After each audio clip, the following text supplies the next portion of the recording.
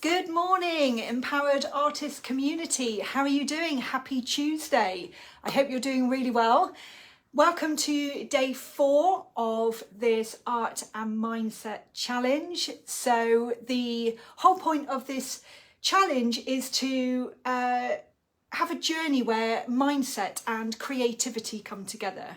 And really, whether you're a seasoned artist or whether you're just starting out, we can kind of embark on this adventure together, this exciting adventure. And I wanted to really motivate you to put creativity closer to the top of the list in your daily lives, your daily routine, because it's just so important to have regular creative practice. And today we're going to be talking about emotions and expressing yourself as an artist, which is just so important. So I want you to grab your favourite tools, whatever they are, paintbrushes, pencils, or even an open mind as we embark on this creative journey together.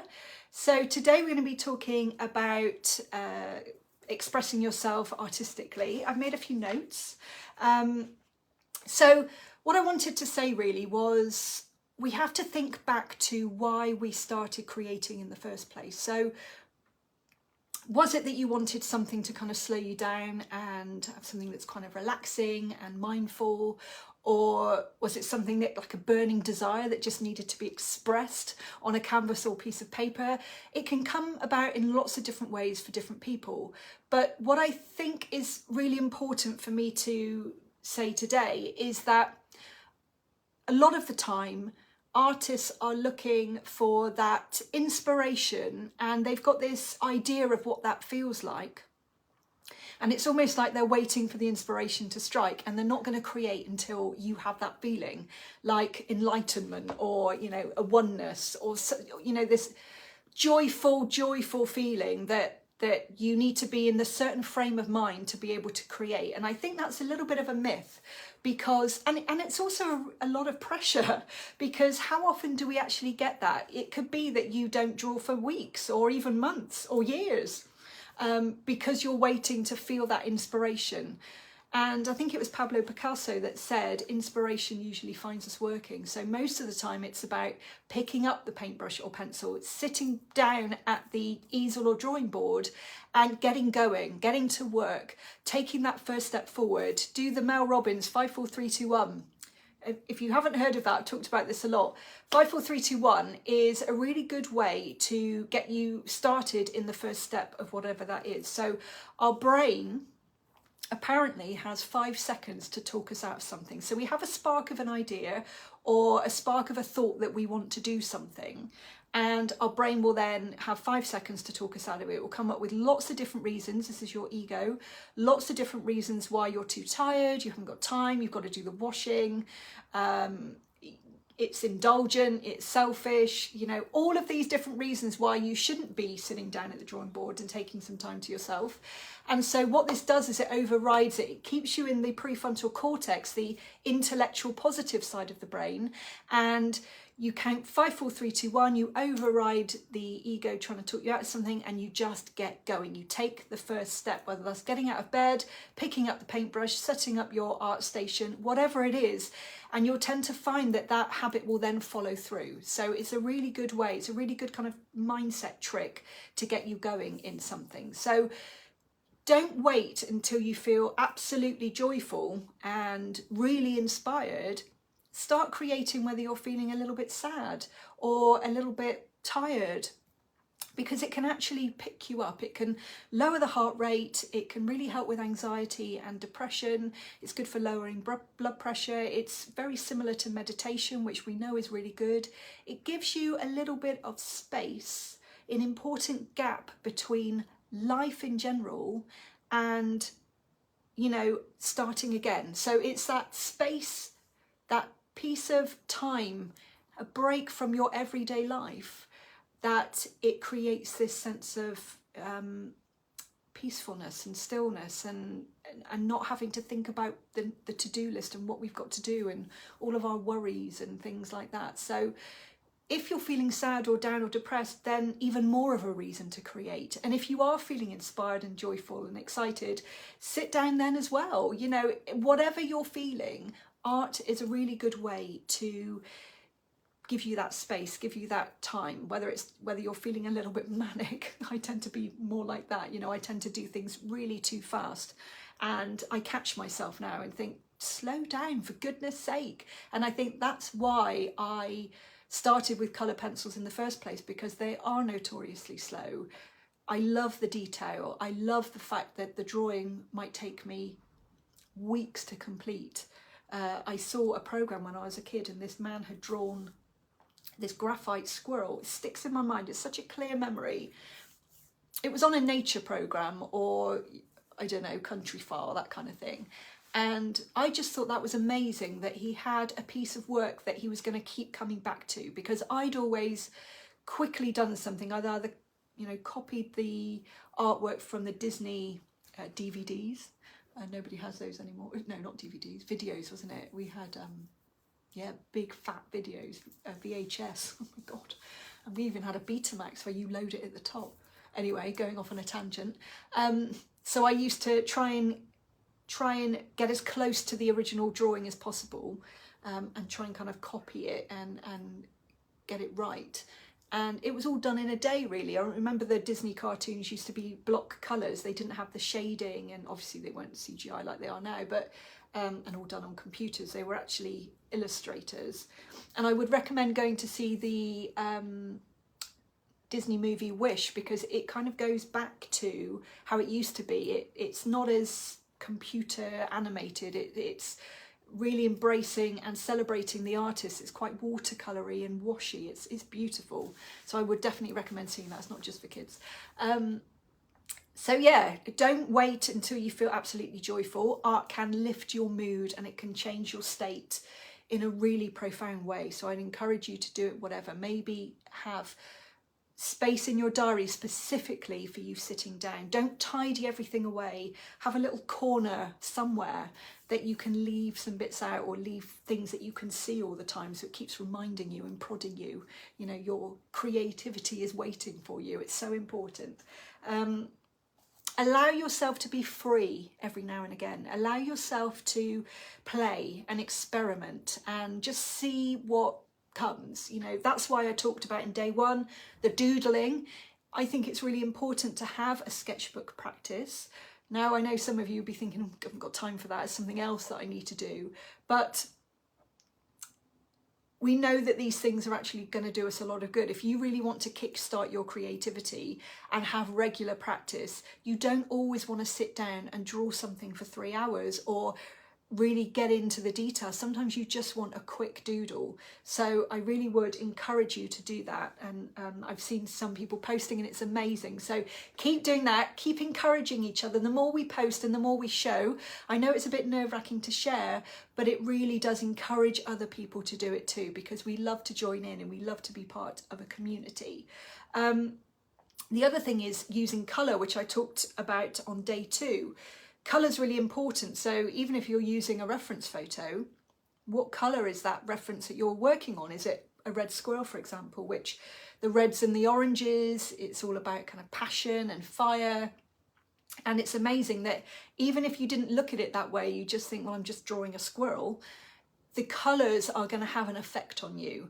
Just like blues and greens could be quite calming, they can also be quite melancholy. So you could get a sense of sadness that you don't know where it's come from. It's amazing how these colours do influence us in a subconscious level.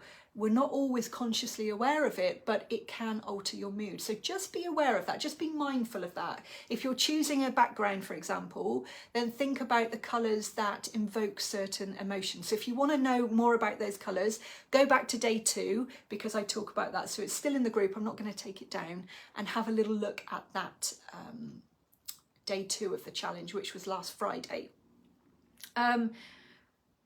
The other thing I wanted to say was it's really important to let emotions course through you, not to suppress them and not to think, well, I don't want to feel that. It's really important that we don't push them aside or push them down.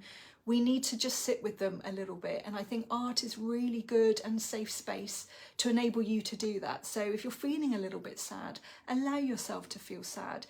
Emotions are signposts just to let you know what's going on. And I can do a whole massive video on what emotions mean, But I think we are in a society, in a fast-paced world, where we don't allow ourselves to feel anything. It's just kind of squashed out of us. Maybe we don't have time, or maybe you know, you don't want to appear silly or weird or melodramatic or whatever.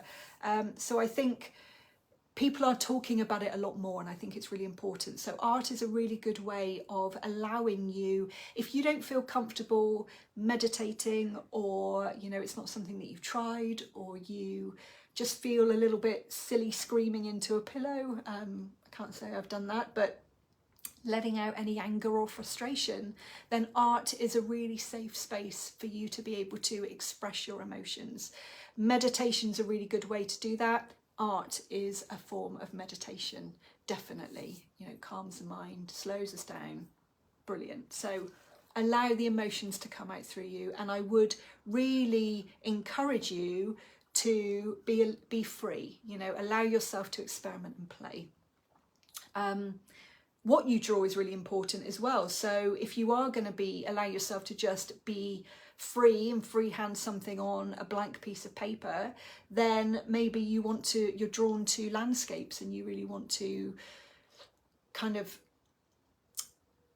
involve or kind of be a part of that thing that you're drawing, that subject that you're drawing. Maybe a landscape you find really calming, maybe mountains you find calming, or being in a forest. So you might be drawn to creating certain things on the paper or canvas that make you feel nice and calm. So allow yourself to just be free and experiment with that.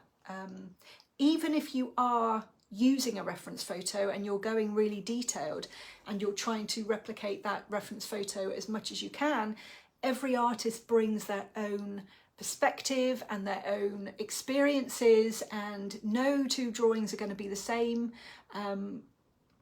I love it when in my membership, in my Patreon, when I see people going through my tutorials and then showing me the piece that they've created at the end. It's amazing how they've really put their own personality and their own style into it, even though I've been kind of talking through it. And that's just so important. We don't want a carbon copy. We don't want someone to be exactly like you. You're adding your own personality and expression. So even if you are, or you feel more comfortable copying a reference photo, following along with a tutorial, then you're still going to be expressing your emotions and your own personality into it at the end. But just allow yourself to be a little bit more mindful of that. So don't take it for granted that you're just doing whatever. It's an amazing thing, and you're expressing yourself, and you know, give yourself a pat on the back for that. Don't just ignore it and override it. These little small celebrations are so important for filling our cup and diluting all of the difficulties that happen in life. I've heard it called glimmers recently. So instead of triggers, which are the negative, you know, something triggers you or pushes your button to I want to say make you, but that's not really the right word, but maybe bring forward a certain negative emotion. Glimmers are the opposite. So glimmers are these little nuggets of joy or peace or creativity or that excited feeling in your stomach, and they can be taken for granted and completely ignored or not even picked up on so easily. So it's important that we really think about these glimmers, and that's what fills us up, and that's what keeps us going, gives us little great nuggets in our hippocampus to reflect on and remember, and that's what life is all about. How can we celebrate these small wins and dilute the not so great stuff? I was going to say about trying different mediums. I've been doing a lot of this lately, and I've got to say it feels really good. A little bit frustrating at times, I've got to say, because you're in your comfort zone with your medium that you've been using for a while, and even though it doesn't feel like your comfort zone sometimes, you still feel like you've got a long way to go maybe. Until you start and begin something new that you don't know that much about, you realise how comfortable you feel with this one. So take it one step at a time. You don't need to rush into it. Maybe if you're using coloured pencils, you could add a little bit of gouache to the highlight. You could possibly use watercolours as a base. You could do a watercolour background just to add to your coloured pencil work. You can really well, colour pencils work really well over the top of watercolour. And I've been expressing that a little bit lately. So I've been mixing realism with expressionistic kind of abstract art, and that feels really good. And watercolours work in a similar way to colour pencils, as in you go from light to dark.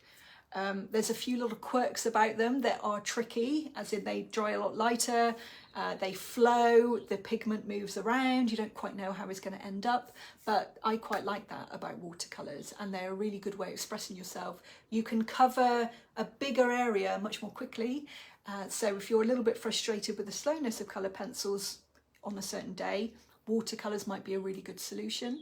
Pan pastels you can use under coloured pencils. You can actually use coloured pencils over the top of acrylic if you want to, or oil. They do show up and they do work. I've done that as well.